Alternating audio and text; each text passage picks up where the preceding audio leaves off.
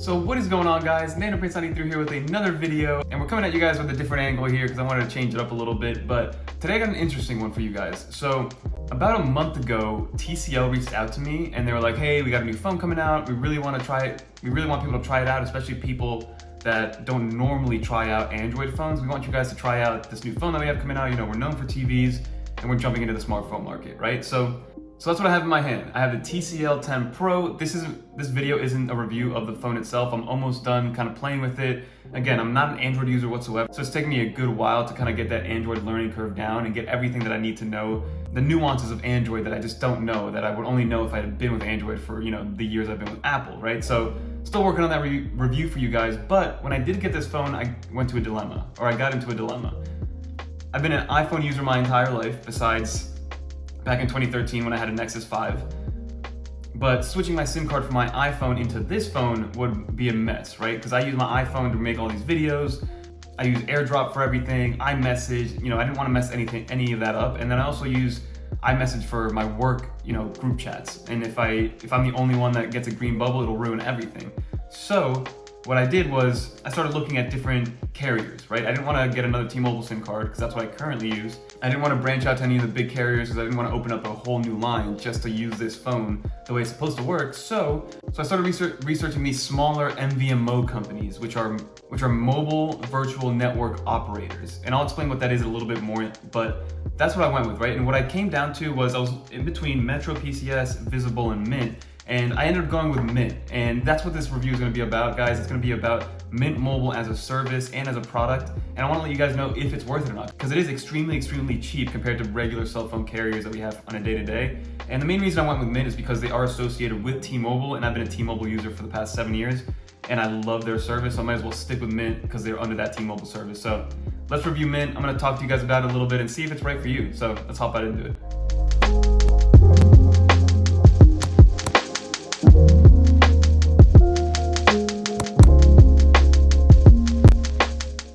So like I mentioned, guys, Mint Mobile is an MVNO carrier. They're a mobile virtual network operator. And basically what that means is that they don't have the capital and the money and the infrastructure to build physical towers. So what they do is they just piggyback off of other bigger carriers that have taken the time and the money to actually build out these towers. And what T-Mobile does is they essentially lease data to Mint Mobile, the company, and then Mint Mobile charges their users a fee to pay that off, right? And obviously there's margins and they make money somehow, but that's how they're able to keep it cheap, because they're taking that mentality that they don't have any brick and mortar shops, right? There's no retail location for Mint, and they don't have any physical towers associated to Mint's name, right? So that's how they save money, and that's how they're able to charge $15 a month for somebody to have a cell phone line and data service. So this is how it breaks down in terms of plans, right? You have 3 to 6 options. You have 3 options for the amount of data that you consume, and then 3 options for the longevity of the actual contract, right? So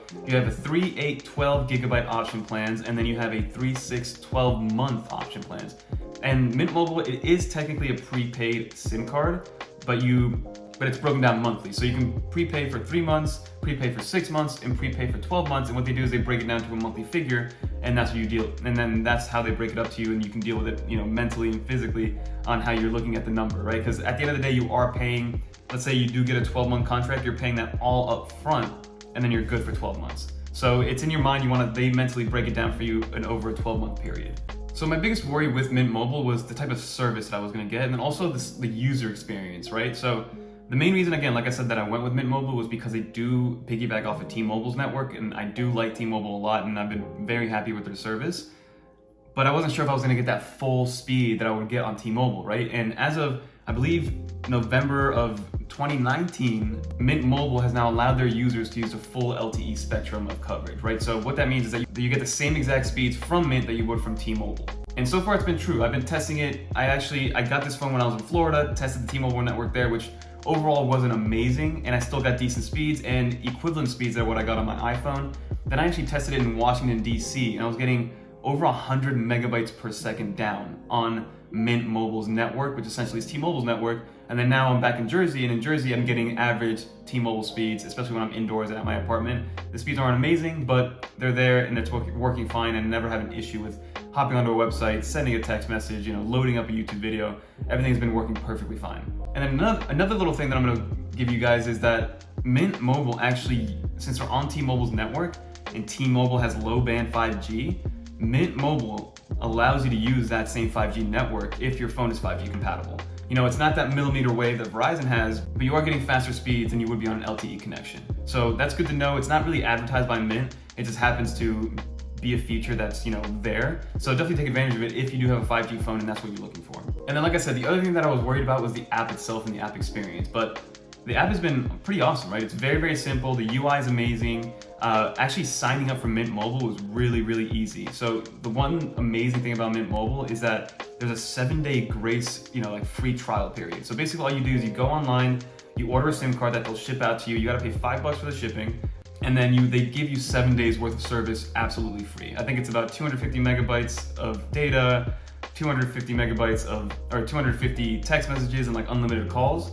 And they let you basically test out their service for 7 days with no caveats, right? And if you really, really hate their service, you can get that $5 shipping back. But obviously they want you to hold on to it, and that 7-day free trial hopefully leads to a 3-month plan, 6-month, 12-month plan, and then they hook you in, right? So that's what I really liked about Mint Mobile, and that's why I also went with them, because I was able to try them for 7 days free before actually committing to any plan that I would have.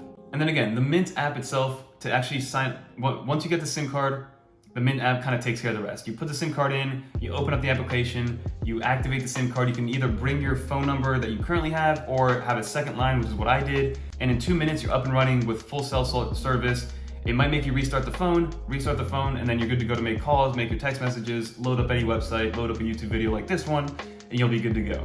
And then the last few things on the app itself. So it's actually very, very easy. So if you want to start with a smaller plan, which is what I recommend to most people, especially when you're getting Mint and you're trying a new service, get the smallest plan available, right? Get the 3 gig one, play around with it, see how much you're actually using. And it's actually very, very easy to add more data mid, monthly contract. So let's say you buy that 3-month contract for the smallest amount of gigabytes, it's $60 over 3 months. And let's say about a month and a half in, you're like, hey, I need more data, right? So all you do is you up the data plan, and then Mint prorates that month and a half. So it's not like you don't have to pay for the month and a half you didn't use that extra data, but for the month and a half, it'll slash it in half, because that's how much time you have left over on that 3-month contract. They'll prorate it for you. And then if you do want to scale back on the data, you do actually have to wait for that contract to be over, and then you scale back. But again, it's very, very easy. And I love the fact that they prorate the stuff, so you don't have to deal with waiting for your contract to end or even paying more than you would be to make sure it stays on that contract length. And then the last really awesome feature has to be, the chat support. So within the Mint Mobile app, you can live chat with somebody if you ever have any issues. You can make a phone call and you get a live person. So that's another thing that I thought was gonna be a little iffy, the support on these like smaller startups that don't really have gigantic corporations and call centers. Mint Mobile has been very, very easy to deal with. They've been helping out. Even on Twitter, they help out as much as they can too. So highly recommend, if you do use Mint, use their customer service, guys. It's really, really nice. And then the last few things that I do want to highlight for people that do have questions, a lot of things that do come up are, does Mint have, voice over IP? Yes, it does. Does it have visual voicemail? Yes, it does. Can you call internationally? You technically can. It does have international roaming. I don't recommend it if you travel internationally all the time. But if you're in a pinch, you're in a pickle, you need to make a call and you're overseas, and you can easily do it. And they charge you to pay as you go in terms of international roaming, so it is there if you guys need it. And then obviously you have hotspotting. Hotspotting is available with Mint Mobile, so that's a huge plus.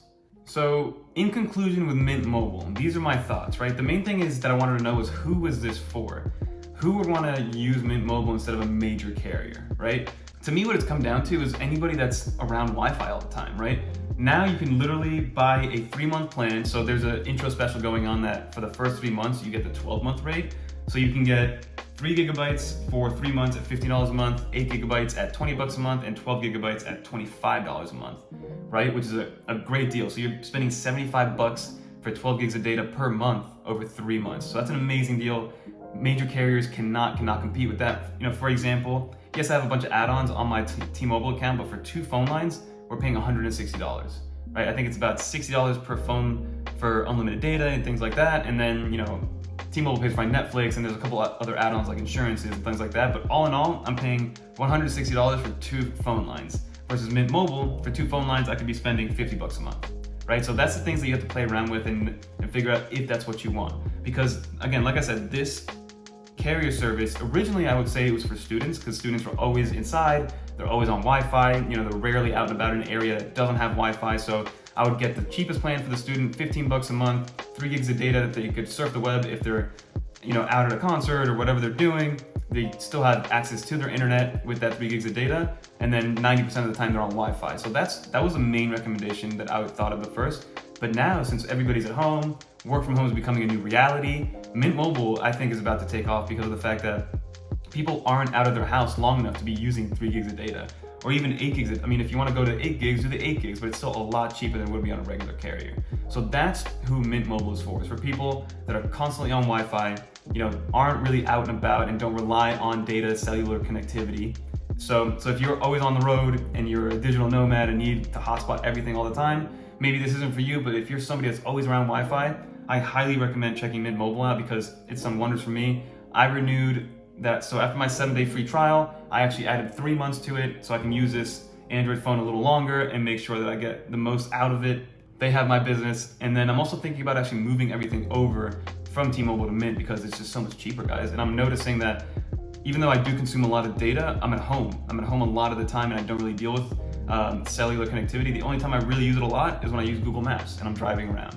So, I mean, I highly recommend checking out Mint Mobile. It's worth giving it a shot, and that is my 2 cents on it. It's also a huge plus that one of my favorite actors, Ryan Reynolds, is now the CEO of Mint Mobile, which is really cool, guys. So that's gonna do for this video. Hopefully you guys enjoyed. Leave a thumbs up if you guys are gonna try it out, or comment below if you guys have tried it out before. I'm really curious to know people's perspective on it. I haven't talked to anybody's, like I don't have any user first accounts. I don't know anybody in my immediate circle that has used Mint Mobile before, so I couldn't get any advice.